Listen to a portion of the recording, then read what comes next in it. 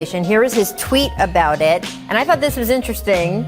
He says, Clutch CEO Rich Paul and Simmons are in step with a move elsewhere. His tweet also said what you just heard him talk about, that it could be draft night or it could go into the summer. What do you make of that? I make of it that they're having a tough time finding a trade right now that's going to satisfy the Sixers, and everyone's trying to prepare themselves for what it might mean if Ben Simmons is still on the roster in September, whenever everyone reports to camp. It may be a little awkward. Well, and it's just silly. Like, you can't just say what you've said about a player. Not that the team has, but all of these things that are out there, you think you need a new spot for him. So go find a new spot for him. If the best offers are the best offers, then you got to take it. He's going to be as valuable now to an opposing team as he will be mid-season. You think he's going to have a better season? I'm not better, but I think he will be better in the regular season than he was in the playoffs. Yes. I think they could definitely change their team in a way that would make that possible. It's just a matter of, is the toothpaste too far out of the tube now? That's a great term. I didn't make it up. The toothpaste out, you can't get it back in. Can't get it back in. There you go. You got that. I like that one. I feel like this is like a reading. Try it tonight. Try it tonight at home. Try and get it back. Take a look. It's in a book. The reading rain. LeVar Burton. He's hosting Jeopardy. Check that out. This is supposed to be a Ben week. Exactly. And let's start with the draft. A couple of days ago, you tweeted that the Pistons were not, quote, fully there yet on Cade Cunningham with that number 1 pick. Has anything changed now that we're getting in on draft day?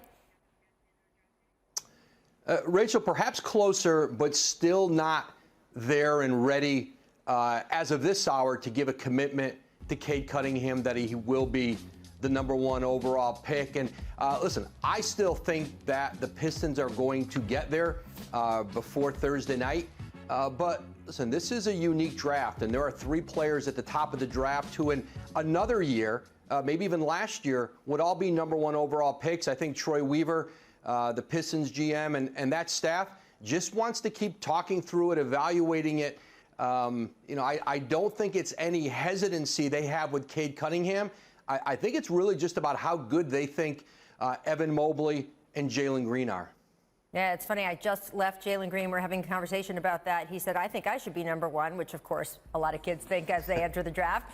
But I said, did you tell the Pistons that? He said, absolutely. So he gave them something to think about there. Are you hearing any trade whispers or teams that are particularly interested in moving up or down as we approach the draft here?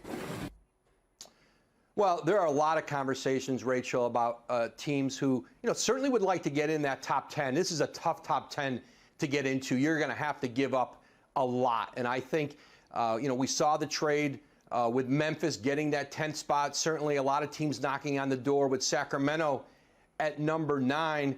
But I think really the big trade talk over the next couple days is going to continue to be centered around Ben Simmons in Philadelphia, Daryl Morey and Elton Brand and their front office. They've been canvassing the league to see what they can get for Ben Simmons, and they're asking for a lot, almost a Harden-esque type package of all-star player, draft picks, pick swaps. Now, that's where you're going to start. And this is a player, remember, who has 4 years left on his deal. They don't have to do a trade by the draft or by the start of next season, certainly. Right. But they're motivated to find a deal out there, and they continue to talk to teams. I don't get the sense, though, that they're close to anything, that there's anything imminent, that they have a team yet that's ready to unload the kind of assets they would like to get at this point for Ben Simmons.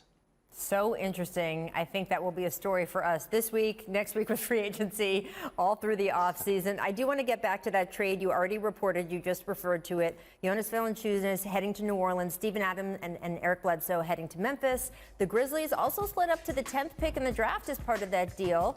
And are you hearing anything about the Grizzlies in particular trying to move up even higher then? I certainly think the Grizzlies have the assets now to move up again if there's a player that they target. But how far is it worth giving up future picks? How many spots is that worth getting up in the draft? I don't think they're going to get much higher than 10th. And I think being in that top 10 allows Memphis to get a player they really like there. And someone's going to drop to them at 10 that perhaps they're not expecting to drop today.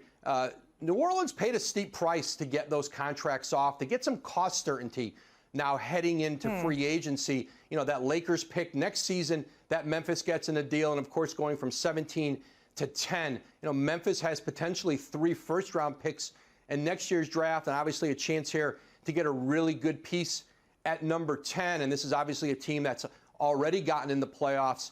You know, we've seen that young core. You'll have Jaren Jackson Jr. back for the entire season next year. Memphis is really set up nicely now for the future. In New Orleans, they've got cap space now to go out and get involved with Kyle Lowry, perhaps a Spencer Dinwiddie.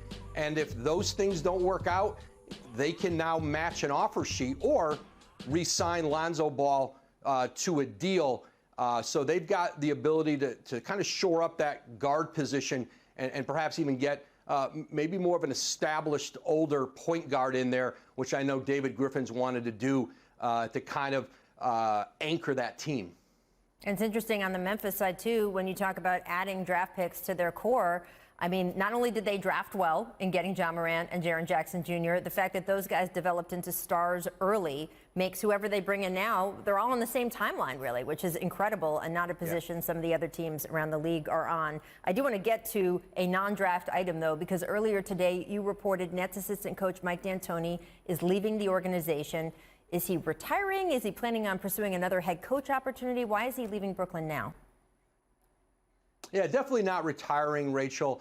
You know, he came in and helped Steve Nash, who certainly he's had a long relationship with, and helped him through that first season as a head coach. And Mike D'Antoni was a finalist in Portland for that head coaching job, I'm told. He'd like to be a head coach again, but I don't think he wants to do the day-to-day grind of being an assistant again next season. If there's perhaps another role in the league somewhere else that isn't that day-to-day full-time assistant job, perhaps that might appeal to him. Obviously, the head coaching hiring cycle now is over for next year.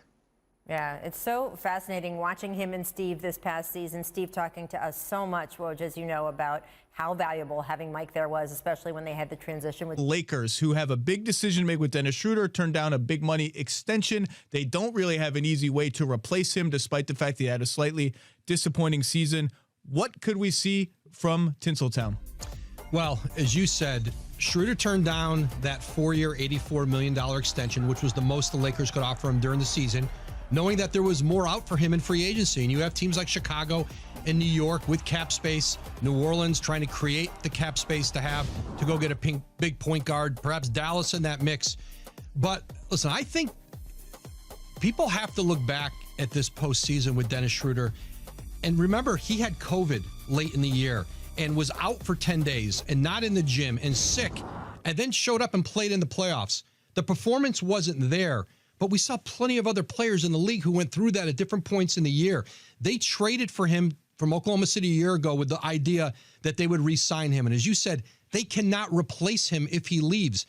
They have literally offered Kyle Kuzma and KCP to almost every team I've talked to in the league has been offered some combination of Kuz and KCP, sometimes both of them, one of them. And that's not going to get them back a point guard of Dennis's stature. And so I think, listen, he's got options. Again, Chicago, New York. I still think in the end, there's a deal to be made for him to stay with the Lakers because all of a sudden now you're talking about, could we go get Ricky Rubio? Like some good players, but I still think Schroeder is a player who moves the needle, and let's get him out of a COVID season, get him back with a training camp with this team. And it's probably going to look a lot different. They need another playmaker to take some of the load from LeBron. That was the idea. They badly need that playmaker to be able to shoot better than Dennis Schroeder can shoot and shot last year. Finding that player is going to be very difficult for them. You can start making up double sign-in trades with Schroeder for another free agent point guard. Those are very complicated deals. There is another point guard who can shoot really well, but is probably out of the Lakers' price range, and that's Chris Paul, who has a 40-something million 44 player option with the Phoenix Suns. Just made the finals with them. Wants to be near his family on the West Coast. Phoenix checked that box. Where do we stand with CP3 in free agency? That is a fascinating question in this offseason, because remember, it's not just Chris Paul, but they've got Cameron Payne they have to pay to keep. They have extension eligible DeAndre Ayton, Mikal Bridges DeAndre Ayton is going to want a max contract, and he's going to get it next year in restricted free agency if you don't give it to him now. Mikal Bridges might be a $20 million a year player. Now you can. I don't think there's a might be there. I think he's going to get paid a lot of money. Absolutely. Now you can push those guys off a year and deal with restricted free agency. But Chris, this is a test for Robert Sarver and his willingness to spend. It is not inconceivable that Chris Paul opts out of that contract and comes into this free agent market. And then all of a sudden the Suns are competing with everybody else and other options. And he has a lot more options in free agency right now than he had trade options coming out of OKC last year, even at 36 years old. Well, that would be a huge story. And like you said, they have a year window left where Bridges and Ayton are on their rookie together. But as you said, it is restricted free agency, which means that the Pelicans can match an offer sheet from Chicago. They could also work a sign and trade and get some assets, or they could just let him go. Remember, we know New Orleans would like to get involved with Kyle Lowry, and I think there's a sense of perhaps them being resigned that Lonzo Ball won't be on their team next year. But can they even if they match an offer sheet, now you have him as an asset. I know the other thing you can count on with New Orleans right now, they've got that 10th pick in the draft, and they are attaching it to trade offers with Eric Bledsoe. So they want you're going to have to take on that $18 million contract for this year for Bledsoe and maybe even a Steven Adams in some scenarios. But I think certainly Bledsoe, if they're going to move on from 10. So they've been active in those talks. But I think the Bulls and Pelicans talked about Lonzo Ball at the trade deadline. And I thought they kind of got close. They were dancing around it. I think in the end, there was just some draft capital that the Bulls resisted putting in. They had obviously used picks to get Nikola Jokic, but Vucevic. Yeah, they did not get Nikola Jokic. They would be throwing a party in Chicago. They would have given all Arturas Karnisovas would have given all his picks. Vucevic, excuse me. Anyway, that's where I think a lot of this starts with Ball. We talked about Dennis Schroeder on the TV show. They certainly with the Lakers, the easy thing is for them just to do a deal together.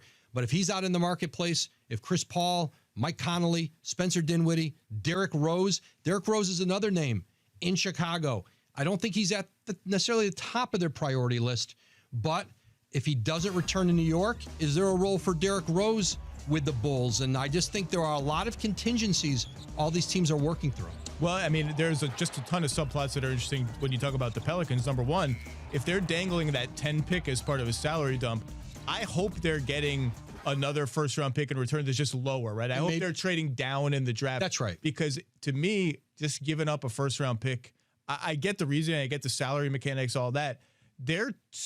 I know that they have a million picks coming from the Lakers. They're still too early in this rebuild to start just giving away picks to me, unless if you move down 7 spots to Memphis or something, like that's not so bad. You can get roughly equivalent players at 17 and 10. But this sort of is almost reminding me of Anthony Davis 2.0 when they got AD, realized we have a transcendent talent, and then just went whole hog rushing to get veterans around him, and the team just wasn't good enough. And I think with Zion Williamson, I